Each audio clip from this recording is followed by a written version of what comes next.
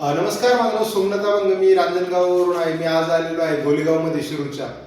तर गोलेगावमध्ये माझ्यासोबत आहेत सरस्वतीताई कटके. तर सरस्वतीताईंना काय त्रास होता आणि अमृत घेतल्यानंतर काय फरक पडला हे आपण त्यांच्याकडूनच ऐकूया.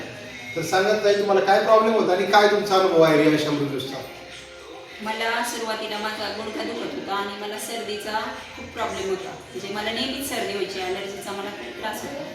तर रियांश अमृत ज्यूस घेतल्यामुळं मला गुडघ्याला खूप छान रिझल्ट आला आणि सर्दीच्या प्रॉब्लेमवरती सुद्धा खूप छान रिझल्ट आला. मला जी नेहमी सर्दी व्हायची दररोजची ती बंद झाली आणि माझा गुडघासुद्धा दुखायचा बंद झाला.